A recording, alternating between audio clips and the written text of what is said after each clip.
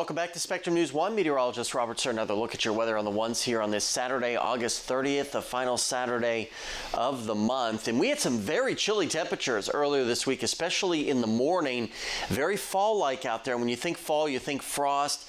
Not cool enough for a frost, but it can happen. Our earliest frost in Bowling Green happening September 13th, 1902. We fell all the way to 36 degrees. So very chilly air back then. And we've got more chilly air on the way, but in a traditional year, we really don't see our first frost until we get to about second or third week of October outside of the Bowling Green area, maybe the second week or early or late in the first week of October. So still really about a month or so away from really starting to worry about this. But even the fact we're talking about it, goes to show how chilly the temperatures could be. And that really includes the next 6 to 10 days. As you see, some of the strongest confidence across the tri-state is, right on top of us. So that deeper shade of purple, temperatures expected to be well below average by the time we get to the second half of the upcoming work week and into next weekend.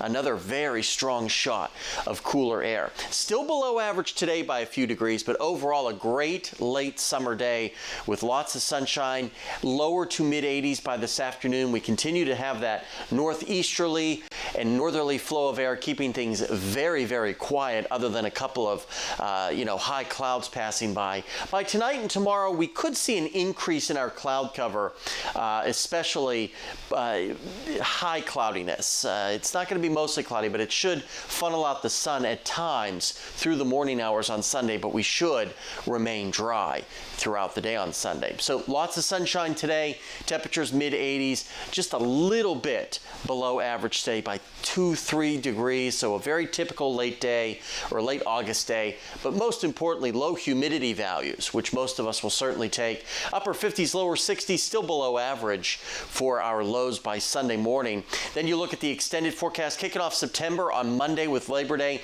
Could see a stray shower east of Bowling Green. That's certainly possible, but a better chance for rain will come ahead of our next strong cold front Tuesday, Wednesday, and Thursday before temperatures cool off late week.